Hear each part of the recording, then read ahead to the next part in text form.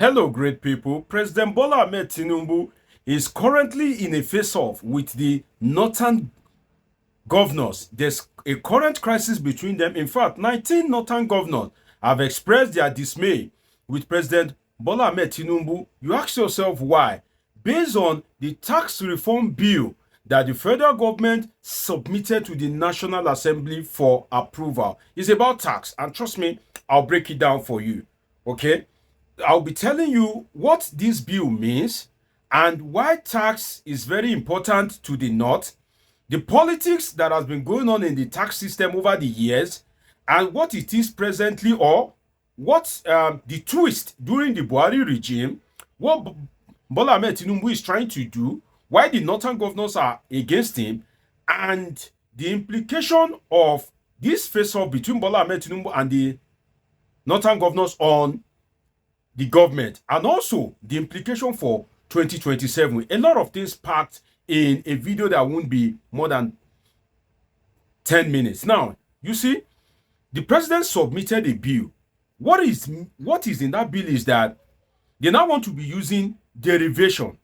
What does that mean? It means that you will be earning tax, that whatever money that is generated from your region, or from your state rather, whatever money that is generated, you are to earn a percentage of it. The president put forward this bill so that it will enable the state to earn money. The state won't be redundant and just leave everything to the federal government. But then the states are angry because you know why? It will affect them. For instance, in the northern states, whereby there is Sharia, the sale of alcohol is not allowed. But hypocritically, the worst of hypocrisy, if you ask me, is that the consumption of alcohol, you said, is not in tune with your religion or cultural beliefs. But then they will sell alcohol in Lagos State. They will sell alcohol in Rivers State, Bayelsa State. The VAT means value-added tax, that is generated from the sales of alcohol all over the country. You will share out of it. They will give you the money, and you will collect it. You can't say no. Exclude us from the VAT from alcohol. You will collect it. So you want to ask yourself about the sincerity of the northern governors or the northern religious or political elite that you are spending the money of what you are not consuming. But that's not the only thing. Now, the headquarters of most companies, viable companies, Shell, Ajib, Texaco, Nigerian Breweries, name them, their headquarters is mainly located in the south. Most of them, Lagos. Some have established in Lagos when Lagos was still a colony. And some, after Lagos was no longer the colony and it was moved to Abuja, some still established their headquarters in Lagos because Lagos happens to be the commercial nerve center of Nigeria. So if you don't have your head office in Lagos, it will either be in Abuja. So if your head office is not in any of those states, then the tax that is being earned in those states will be less. Because imagine that the tax that these companies are paying, and you have to pay the tax based on where your head office is. So you can see that it favors Lagos State. So these northern governors are saying, no, we don't want this. Leave it as it is before. Before now, what is the situation, or as it is presently, before the National Assembly will pass it? But I'm sure that the northern senators and House of Rep members will kick against it.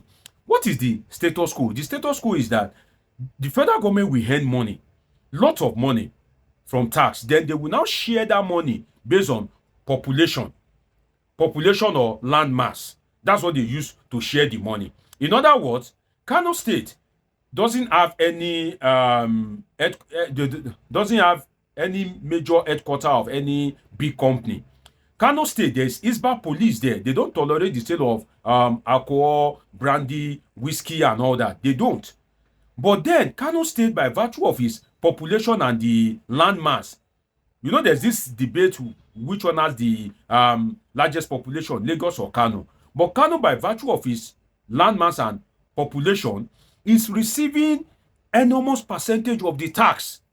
Whereas Kano State is not doing anything. The head office is not in Kano State. That means that Kano State government is not providing any services for the headquarters of this company in terms of security, amenities, logistics, you understand, tying of the road and all that. So what you see is that Kano State is just receiving free money. Kano State is not allowing the sale of alcohol, but is receiving huge tax from alcohol. And the Bola Ahmed Tinubu's government is saying, no, we should do it by derivation, which means that end the tax, like whatever amount that the federal government generates from your state, you have a percentage. So that means that if federal government generate, let's say, 100 naira in Kano State will have a percentage out of that 100 naira. And you can bet it with me that where Kano is generating 100 naira, Lagos State will be generating like maybe 100,000 naira. Because most of the head office is in Lagos. That means that if Dangote is going to pay tax, Dangote refinery, he will pay it in Lagos State. The Dangote office in Lagos State will pay the tax to Lagos State. So the northern governors are like, no, this cannot happen. So there is a unity among the northern governors. You know that this can bring serious problem for President Bola Ahmed Tinubu. And now, what is the implication of Bola Ahmed Tinubu and his government if he forced this through? But the thing is that the northern senators and House of Rep are much. So it will be difficult for this to say to, most especially when the eyes of the governor, of the governors, the northern governor, 19 for that matter, are on it. Now, you may want to times 19 by 3 because each senator, each state has 3 senators. So if you multiply 19 times 3, check the figure, and in the 19 times 3 should be 57. And in the Senate, we have about 109 senators or something like that. You can see that the northern bloc are a significant portion. So the probability that this will sail through will be less. But then, we never can tell. Anything can happen. But then, what is the implication of this on Bola Ahmed Tinubu? You see, what I can say is that Bola Ahmed Tinubu has proven that as good as his policy is in terms of this northern something, I think he should have done this first before bringing some policies. If he had brought this kind of policy earlier on, he would have had massive support. But he's bringing it at a time that the legitimacy of his government, the public support or public rating of his government is not as high as it ought to be. What does this mean? What it means is that he's bringing the policy at a time whereby the acceptability of his government is on the low. And the implication of that is that if the North is able to play their politics right and they are able to win maybe a little number of the southern senators, then the bill will not sail through. So this is a difficult task for Godswill Akpabio. Now, the implication of this for the administration of Bola Ahmed Tinubu is that Tinubu wants to fight all battles. In life, you can't fight all the battle. You want to remove fuel subsidy, you want to float the naira, you want to do the tax reform, you want to do everything. No, Nigeria do not get to this stage at a time. You have to do it sequentially in such a way that the political stakeholders will at least agree with you, or the people, you will have the support of the people. So reforms are not just done like you are embarking on massive reforms all within the space of a year, and everything is coming simultaneously. Definitely you are going to meet stiff resistance. So I believe that despite the fact that this tax something, I am solidly behind it. I think it is just, it is okay. But then Tinubu is not fighting strategically. He could have brought this policy as one of his earliest policies, not later policy. If he had brought it earlier on, it would have been strategic. And the problem is, Bola Ahmed Tinubu is bringing the policy at a time whereby the North are kind of like very displeased. They are losing faith in his administration. For instance, you are submitting the tax reform to the National Assembly at a time where there's no power in the North. Electricity power has been cut off in the North based on vandalization, and the whole North, the entire North, has been cut off from the electricity supply. You are bringing this policy when there is less political power in the North. The appointment of Bola Ahmed Tinubu, strategic and key appointment, especially in terms of economy and finance, have largely favored the South, particularly its ethnic group, the Yoruba people. So you bringing up this policy at a time when there is less political power in the North, whether you like it or not, it's a problem, because they will believe that you are intentionally doing it against them. So to convince them will be an issue. And you know that when it comes to election, if everybody don't vote, the North will vote. In fact, the North is organized in such a way that if Imam says, "Oh, don't abuse your leaders," like they usually say during Buhari's time, that it is the will of God, even if 100 people, that is the will of God, they will accept it like that.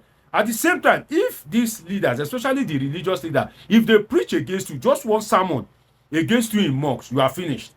So when there is less political power in the North, and the North are yearning for this power, like, they are hungry for power, the key political appointments are not in the North, the strategic appointment, especially economic appointment. Then in terms of political power, like I mentioned earlier, another way to look at the political power is that if you look at it, it is only Shetima, which is the vice president, and it is Bola Ahmed Tinubu that will determine how useful Shetima will be, because Shetima is just a spare tire. It is only when Bola Ahmed Tinubu dies, God forbid, I don't wish him that Shetima can inherit him and have all the full powers.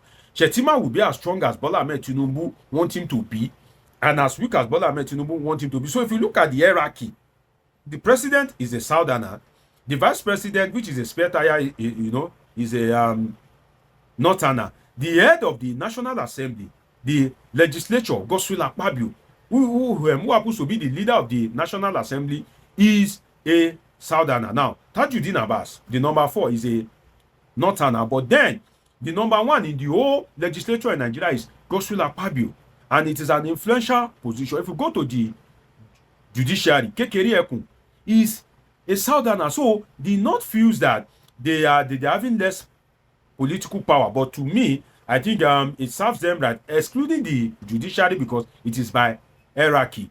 But then in terms of not being in control of the legislature, what happened during Buhari's time, whereby Buhari was a northerner and the head of the legislature, Ahmed Lawan, at that time was also a northerner. So let there be a repetition of what happened during Buhari's time, so that they can know that it's always good not to keep everything to yourself. But then it has serious implication at a time whereby governors across the country now are angry with Bola Ahmed Tinubu based on the introduction of local government autonomy.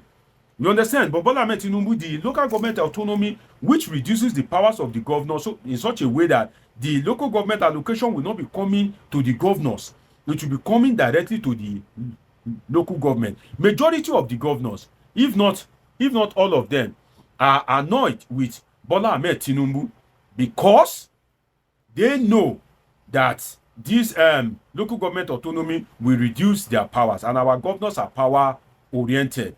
So 2027, if Bola Ahmed Tinubu is not careful, all these things will work against him. And if the North turns their back against him, the Southwest are already displeased with his performance. And as the Southwest are displeased with his performance, definitely the Southeast are not a big fan of him. The South, which comprises largely of the Niger Delta state, are angry with him that he has kind of like eradicated the NDDC, Niger Delta Development Commission. So in a democracy, especially if you are in a first term, you need to fight your battle strategically. And this matter, it go long, because Bola Ahmed Tinubu, if he wants to flex muscle, if he wants to show himself, definitely he will land himself in serious trouble. It's been an interesting time with you on this episode of Politics with Dr. Omoshola Deji. Dr. Deji is a political scientist with a PhD in political science, and this is where we analyze politics and happenings in the politics. Do you want to subscribe? Do you want to turn on your notification button? Do you want to catch up with my past videos? And of course, I have interesting videos coming your way. Till I see you soon. I'm not always far from you. I love you all, sincerely.